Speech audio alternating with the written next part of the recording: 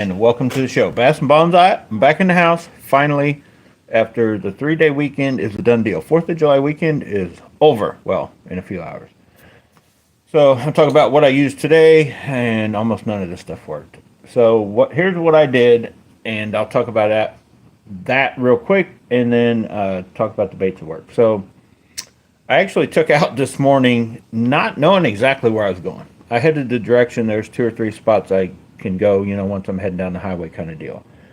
And then it hit me, let's go. What's up, Frank? Let's go right back to the scene of the crime, to where we went on the 4th of July, and see what, like, if you go to, it's a small lake, but if you go to the same body of water, like after you've hit it and you've seen other boats, like it's been fished, right? Fishing pressure kind of thing, and what can the same baits work, and do you do as good or whatever? That always goes through people's minds kind of deal, right? And although I hit the same spots I hit Friday, 2 days later, and I've seen boats fishing in front of me, behind me, and stuff there, on Friday, the 4th of July. If you haven't watched those videos, go watch those. But it's called Bass on the 4th of July. There's a morning and the grind. So we went right back to the scene of the crime, and I just started basically throwing. You guys know what I throw. So what's funny is I actually caught a bigger fish today than I did Friday. They were definitely easier to catch, and I caught more numbers on Friday, but I still got on a couple little bites and a couple little spots, and still did good. And for me, I actually had the place all to myself, more or less. I didn't see the only other boats. I'm not even sure if they were fishing. I think they were just putting up their stuff for the weekend kind of thing. So the grind was more of a grind, though, so they just weren't hitting. And that place they never really hit.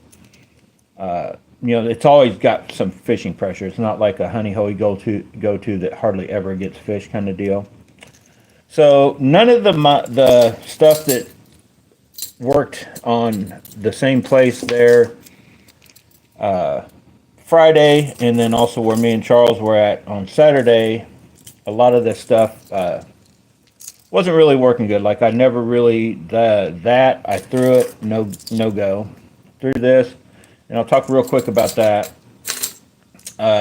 Wasn't really a rattle trap bite either, but just in throwing, when I throw a Booyah hard knocker compared to the red eye shads, I don't know. A lot of guys swear by these things, but I will pick a Booyah hard knocker any day over these.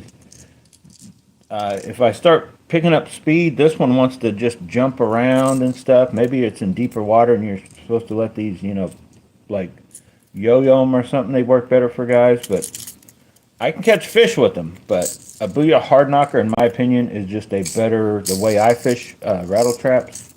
They're just better. So, but none of that bite was really going that good today. So you guys better know what I got to catch him on. And then the jig bite was like non-existent. Did I even catch one on a jig? I don't even think I caught a fish on a jig. Oh wait, not on a traditional like throw it out and bounce it around on bottom jig. Let's talk about this jig. So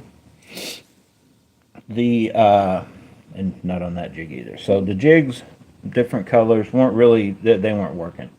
Now I kind of tried to translate my chatterbait color to this core tackle, and we actually I think I caught 2 only, but there was just certain spots where I felt like it was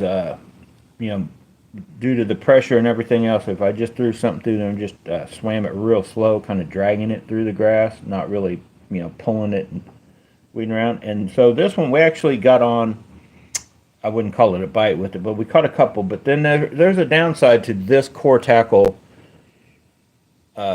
This bait I put on, and it actually was on, and I fished it, but then within like I don't know, probably a half hour or so, it just tears your bait because of how much you have to spread it out on there. So it's almost like they need to make their own thing, or you need to take like I don't know, like some kind of cutting thing, or go in and take some of the inside of the material out of a bait before you put it on there, because it just ends up, it splits almost every bait I put on it in a short period of time.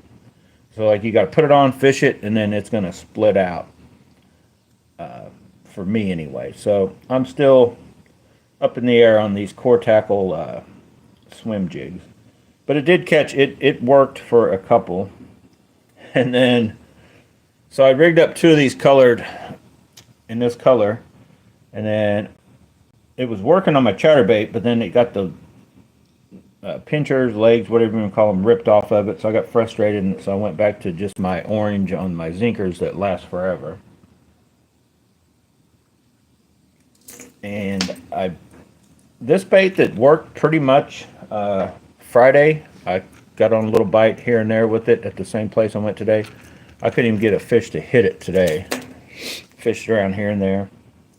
And then I tried to transfer the bigger. I just was trying the, since these Kamikaze swim-ons worked excellent other than this happening to them. The doesn't translate. I was just going to try the craw in there, and I had no luck anyway today with it. It was the first time trying it, but it was no luck for me. And then I tried just to going away from. Now it was straight. The heat got to it. I tried just a regular worms on the back of a chatterbait, and they're not as good as the Zinkers. The Zinkers, they look like they'd be all right, but the Zinkers just gets a little softer, and I think I don't know, it just works a little better. And I think that one's a little too bright. I don't know if you can make out. It's just got a more, out in the sunlight. I think it's just a little too much. I think these they're very bright, but like not the whole bait kind of thing, and so those are working. And this one's going in the trash anyway. So, and then this is going in the trash. This color did not translate on any of them today anyway. The June buggy color on the back of a chatterbait was a no-go today, and then that one got in the, it was new looking. It touched something in here, I don't know what. And then that one here is proof that these work, and I could actually keep that on if I wanted to, but we're retiring those. They're going in the trash. But you can cut one of those worms down if you guys don't know the deal with those. I've talked about them like almost every time I make a video. That you can just use them, reuse them, and you can actually, they will start changing colors, and you can kind of pick a little, lighter, more subtle, or a little brighter, or whatever for any given water or lighting condition.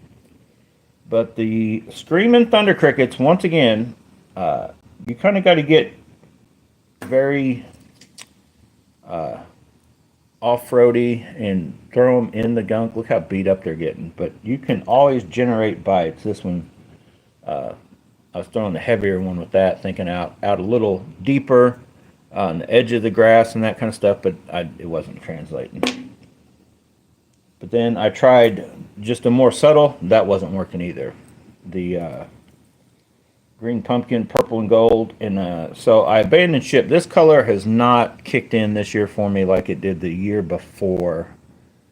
Last year is when I really like it. Seemed like that water is a little darker now than it was.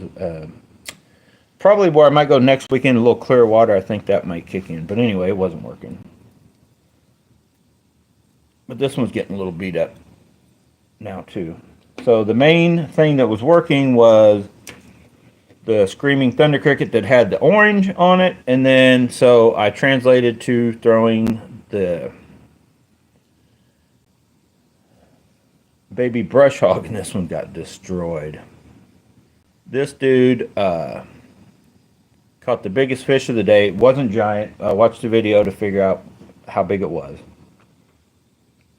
But I got on a little bite with the Screaming Thunder Cricket with one of those, and then this guy. That was the main two baits, period, for the day.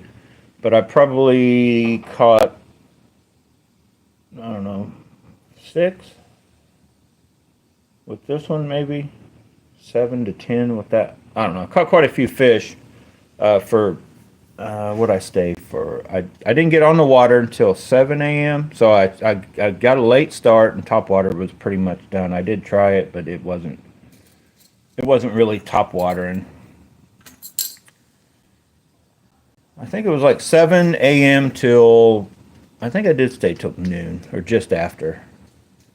So about 5, not quite 6 hours of fishing, and already the end of a weekend on a place that I just wanted to see what it was. So it definitely, the best time to go to places that are going to be getting fished is to go as early as you can on the very beginning, Friday night or very early Saturday morning, to stand the best chance on one of those long weekends where it's going to be a lot of people fishing. So I kind of got what I wanted to just see, if I could, because I'll be honest, I was hoping in the back of my mind that, okay, then maybe everybody went out and caught all of got all these little dinks out of the way. I might be able to sneak on to a couple big ones, but wasn't happening. Didn't, and I haven't had a big fish in a few weeks now. I haven't even had a hit to where like, oh, that was a big one that got off or any of that kind of stuff. 2 to 4 pounders somewhere in there, nothing, 5 to 7 or 8 kind of deal. But we are in the Midwest and home of the Ned rig, and that's for a reason. Sometimes these fish are very finicky. So, and I still have it rigged up. So this one, I think I caught the biggest fish of the day, and I caught 1 or 2 others. It got ripped up, so I took it off, put another one on, and it's still rigged up on my the 80. I caught the biggest one of the day and a couple fish on the 802 with this on the VMC Finesse rugby jig, but then I was like, I don't really like it on that, so I put it on. I went to the just a Texas rig, 1/4 ounce with, and then I went ahead and just tried my 3/0 hook, which it worked. I caught another 4 or 5 or so on that setup on the 803. Because I was really hoping, I'm like, okay, maybe I can get on some bigger fish. So that fish that I did catch that wasn't a giant, but it was fish of the day, on the 802, I was like, it might be a little underpowered if I do hook into 5 or 6 pounder, even though it would have been fun. I'm like, let's try to get it in. And so I rigged up the baby brush hog on the 803, and then what I did on the 802 was I took one of these, and it's still rigged up on the 802, is why you don't see it here. I took a full length regular Zinkers, that green pumpkin and orange is what they call that color, and I put it on the I think I did go ahead and stick with the 1/4 ounce VMC rugby jig. Or no, wait a minute, no I didn't. I put it brand new, and I put on a 16th ounce VMC Finesse rugby jig and just threw it around too with the baby brush hog at heron spots, and did not get a bite. Nothing even tapped it, nothing bumped it, and I'm telling you, I was like just kind of reassuring myself. I'll try it every once in a while. The night and day difference a lot of times between putting this orange on the back of chatterbait, spinnerbait, some of these skirted, or just on the back of a jig and throwing it out there, man, it can sometimes just fire them up. I've never had this worm by itself as like I think it's just too much, and when it's by itself, they just, for whatever reason, that color, they do not like as a straight worm. But when it's on the back of something and you're giving it action, with even the jig and the skirts moving and all that, it just sometimes is what will fire them up. To where a lot of these other colors, like that June bug, spray grass, purple haze, Houdini, and a lot of them, man, just a lot of times I'll get on a bite with just that, worm and that color, and then you'll go to try that on the back, and I don't know, it's just kind of weird how a lot of times these baits need a brighter trailer, and then the brighter trailer doesn't translate as on a bait by itself. So anyway, that's all I really want to talk about. Nothing new on the rod and reel combos and all that kind of stuff. But stay tuned. Real quick, I'll give you a little. If you haven't watched them, go back and watch the Punisher Edition videos. That was kind of my best day last week. And then this week's videos that happened this weekend that are coming up this coming week is going to be the 4th of July ones. The first one will drop tomorrow, and then that's the morning bite, and then the grind Tuesday. Wednesday is going to be from when me and Charles, the morning bite. It was kind of a flurry of dinks, but man, it was a flurry when they kicked in. So quite a few dinks in a very short period of time, and then we transferred over to Screaming Thunder Cricket.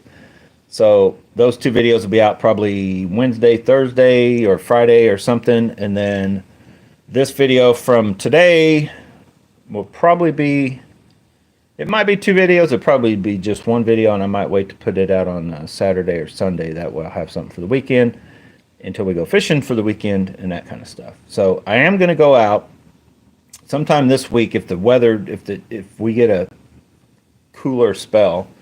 But I plan on doing a shootout between the Zillion, maybe I may do a Daiwa shootout. I may go ahead and take the newest SVTW, one of my limiteds, which is basically just like what the old Steez was forever until they came out with this new one, the Zillion and the Tatula, and just throw them in a cast battle for distance. For throwing the lightest of baits, it's probably definitely the SVTW Steez, or the the newest one, or the limited, especially one with the shallow spool. But I may do that too. I may just throw lightweight bait and just see how they do. Set them for the longest distance, and then see how well I can throw something light. How easy it is to do, not necessarily which one will throw the lightest bait the furthest, but just is it easy to do that kind of thing. So anyway, be looking forward to that video. If I go out and do that, I'll put it out, I'll go out, film it, and then I will turn it right back around. It'll be out this week. Probably just go run down here to George Owens. Hopefully nobody's on the dock, and I'll use the dock so I can go stand right up against the railing, cast probably towards a bank to where we can tell which one. It may not be 100% accurate, because somewhere around here I do still have the meter. Hang on a second. That I might put on and try, but usually you can just tell by looking if they're going towards the bank, like what I plan on doing. Hang on, don't go anywhere. Somewhere, I don't know what it is with it. Okay, yeah, I don't know, but I do have a line meter somewhere. I don't know where it's at. I haven't done a true cast testing shootout video in probably 2 years now or so. Because honestly, you guys know, for those of us that fish, it doesn't really matter. Most of the stuff that's out nowadays will cast further than you probably want to cast. Because if you get too far out, it's a little harder to assure that fish is coming in anyway. So myself, I'll bomb a rattle trap out there. A lot of times trying to cover water as a search bait kind of deal. But I usually, I'm more looking for an accuracy type cast than I am a just bombing it. And the Zillion is about, I don't know, that's why I'm kind of curious myself, and I'm sure some of you guys are also. Will these high-end Steezes actually outcast the Zillion?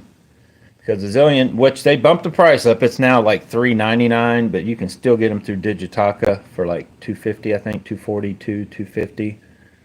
But man, I don't know. That is definitely, in my opinion, yeah, $3.99. $3.50 is a chunk for any reel, really. The Tatula is still $220 here locally with warranty and all that, but you can still get those on Digitaka for $180. Put your own drag clicker in it, and you really have a very capable reel that should last a long time, that can go out and throw all of the normal baits you would want to throw. So, all right, guys, thanks for watching. I'm out of here. Keep it under 20-minute video. I will see you guys later.